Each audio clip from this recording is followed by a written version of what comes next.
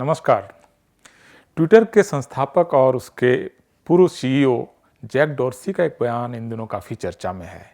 और चर्चा सिर्फ इसलिए नहीं है कि उन्होंने क्या कहा है, चर्चा इस वजह से है क्योंकि उसका एक बहुत लंबा और दीर्घकालिक महत्व है।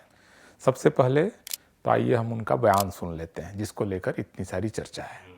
It manifested in ways such as we will shut Twitter down in India, which is a very large market for us. We will raid the homes of your employees.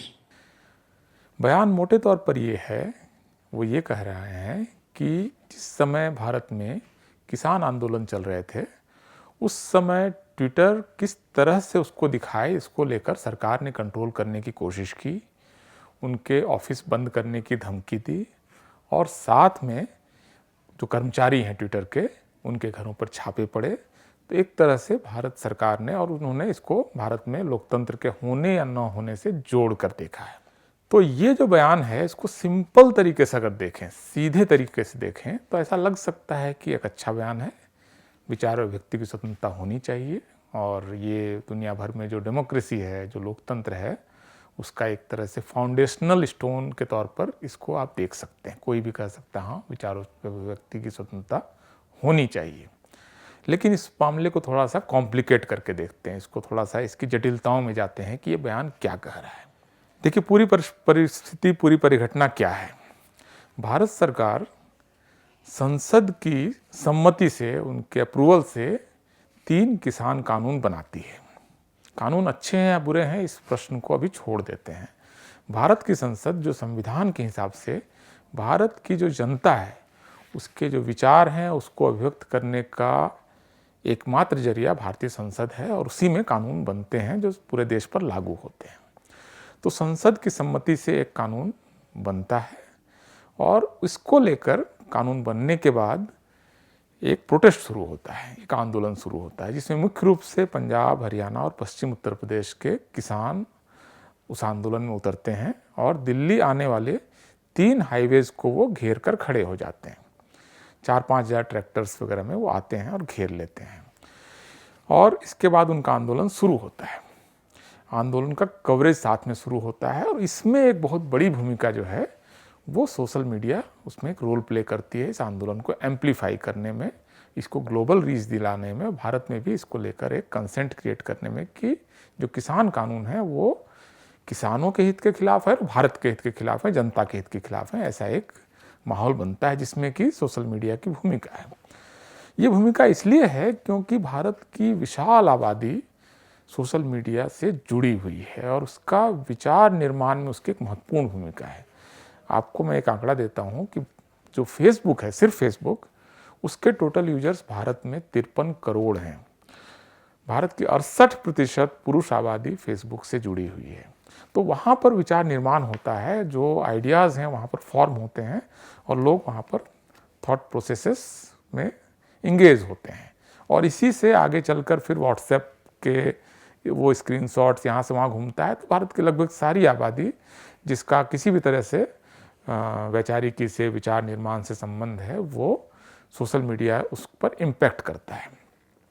तो सोशल मीडिया के जरिए आप कोई विचार को फैला सकते हैं और किसी विचार का खंडन भी, उसका नकार भी प्रस्तुत कर सकते हैं।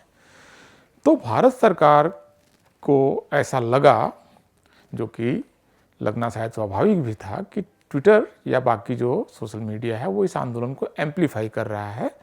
तो उस पर उन्होंने क्रैकडाउन किया। वो क्या क्या क्रैकडाउन है इसको लेकर विचारों में फ़र्क है और भारत सरकार ये कह रही है कि क्रैकडाउन नहीं था, बल्कि ट्विटर ने भारत में बिजनेस करते हुए भारत के कानूनों को चूँकि मानने से मना कर दिया, इसलिए हम उस पर क्रैकडाउन कर रहे थे।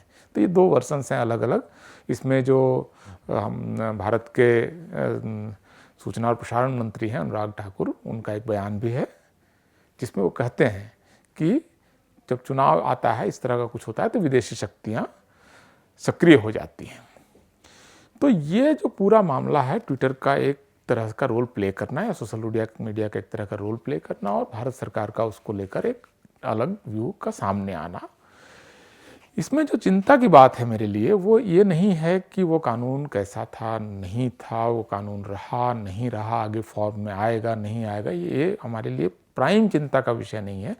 बल्कि मेरे लिए एक चिंता का विषय है, जो आपके लिए भी चिंता का विषय होना चाहिए, कि भारत जैसे एक राष्ट्र में, किसी भी लोकतंत्र में, या लोकतांत्रिक देश न हो तो भी उसके अंदर कानून निर्माण में क्या सोशल मीडिया कंपनियों की, जो आमतौर पर ग्लोबल कंपनियां हैं, उनकी कोई भूमिका होनी चाहिए? क्या वो एक रोल प्ले कर सकते हैं कि भारत में कैसा कानून हो और कैसा कानून ना हो? ये दरअसल मुझे लगता है कि इस पर आपको विचार करना चाहिए। क्या भारत का कानून, भारत में बैठ के लोग, भारत के नागरिक और उसको रिप्रेजेंट करने वाली संस्था, संसद और संसद के बहुमत को प्रतिनिधित्व करने वाली सरकार वो बनाएगी, या कुछ विदेशी कंपनियां या कुछ ग्लोबल कंपनियां हमारे ओपिनियन को प्रभावित करके हमारे देश की कानून निर्माण की प्रक्रिया को प्रभावित करेंगी? दरअसल ये जो पूरा सोशल मीडिया का इम्पैक्ट है वो इतना बढ़ चुका है, सारी दुनिया में ये चिंता का विषय है, कई लोकतंत्र में ये चिंता का विषय है।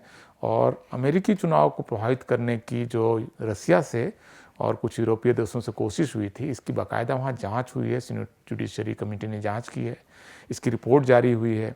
या आप पड़ोस में देखिए ना, म्यांमार में जिस तरह से फेसबुक ने वहाँ पर दंगे फैलाने में और सांप्रदायिकता कटुता फैलाने में जिस तरह का रोल प्ले किया, ये दुनिया भर में ये चिंता का विषय है कि जो घटनाएं नहीं हुई उसके स्क्रीनशॉट्स घूम रहे थे फेसबुक पर, उसके इम्पैक्ट में हमले हो रहे थे। और जो म्यांमार की लैंग्वेज है, इसको जानने वाले सिर्फ 2 लोग, 2 स्टाफ थे वहाँ पर पूरे म्यांमार के फेसबुक ऑफिस में, जो ऑब्वियसली कंट्रोल नहीं कर सकते थे कि वहाँ क्या बोला जा रहा है। तो जिस टूल का, जिस उपकरण का इतना गहरा असर हो, इतना ज़्यादा इम्पैक्ट हो, उसको बेलगाम नहीं छोड़ा जा सकता है, उस पर किसी तरह का रेगुलेशन तो होना ही चाहिए। और एक चीज़ और है जो उसको आप एक व्यापक परिप्रेक्ष्य में देखिए, कि विचार और अभिव्यक्ति की स्वतंत्रता होनी चाहिए। एक नॉर्मेटिव आइडिया है, एक अच्छा आइडिया है, लेकिन दुनिया के किसी भी देश में विचार और अभिव्यक्ति की अनलिमिटेड आज़ादी नहीं है। उसको लेकर किसी न किसी तरह का कोई ना कोई रेगुलेशन है। वो अगर बाकी नेशनल इंटरेस्ट से, वहाँ के आबादी के इंटरेस्ट से, या वहाँ पर वो कटुता फैलाने की कोशिश कर रहे हैं, वायलेंस फैलाने की कोशिश कर रहे हैं, दूसरे देशों के साथ आपके संबंध वो खराब कर रहे हैं, ऐसे सिचुएशन में उस पर एक रीजनेबल रिस्ट्रिक्शंस होने चाहिए। भारत का संविधान जो है, जहाँ आर्टिकल 19(1) में एक विचार और अभिव्यक्ति की स्वतंत्रता अंतर्निहित है, वहाँ भी रीजनेबल रिस्ट्रिक्शंस हैं, वहाँ भी वाजिब पाबंदियाँ हैं। तो विचार और अभिव्यक्ति की जो असीमित आज़ादी जैक डॉर्सी मांग रहे हैं ट्विटर के लिए, जो जहाँ पर अब वो CEO नहीं रहे, तो ये मुझे लगता है कि बहुत अनरीजनेबल डिमांड है। और इस मामले में एलन मस्क ने एक सही पोजीशन ली है कि भारत का कानून बेशक सख्त है, लेकिन अगर हमको भारत में बिजनेस करना है तो वहाँ के कानून हमें मानने हैं। ये एक रीजनेबल पोजीशन ली है। किसी भी बिजनेसमैन की दरअसल यही पोजीशन होनी चाहिए। जैक डॉर्सी असल में ट्विटर को एक NGO की तरह, एक इन्फ्लुएंसर नेटवर्क की तरह यूज करना चाह रहे थे, जो कि फेल भी हुआ, वो बिजनेस मॉडल भी नहीं बन पाया। तो ये जो एक नेशनल सॉवरेनिटी का इशू है, किसी देश का सार्वभौमिक होना, उस देश की सत्ता उस देश में निहित हो, इसको प्रभावित करने की जो कोशिश सोशल मीडिया के जरिए हुई है, ये गहरी चिंता का विषय है और निश्चित रूप से इसके रेगुलेशंस होने चाहिए। आइडियल सिचुएशन ये है कि कोई भी देश अपने लिए, अपने देश में सोशल मीडिया कैसे काम करेगा, इसको लेकर एक रेगुलेशन बनाए। बहुत ट्रांसपेरेंट होना चाहिए, जो एक ग्लोबल जो तय मानदंड है उसके हिसाब से होना चाहिए। एक ग्लोबल फ्रेमवर्क भी हो सकता है जो UN आगे चल कर शायद बनाएगा। एक उसके तहत, उस फ्रेम के अंदर उस देश की विशिष्ट स्थितियों के हिसाब से एक फ्रेम होना चाहिए, एक रेगुलेशन होना चाहिए। और कोई भी सोशल मीडिया कंपनी, वो मेटा हो, मतलब फेसबुक हो, या इवन कोई डिजिटल कंपनी और भी हो, जो ओपिनियन मेकिंग में जिसका कोई रोल हो सकता है, अगर उसको काम करना है किसी देश में, तो उस देश के उन कानूनों के तहत ही उनको काम करना पड़ेगा। ये आप नहीं कह सकते हैं कि हमें विचार और अभिव्यक्ति की स्वतंत्रता है इसलिए हम दंगा करा देंगे। इतना अनलिमिटेड किसी को वो आज़ादी नहीं मिल सकती है।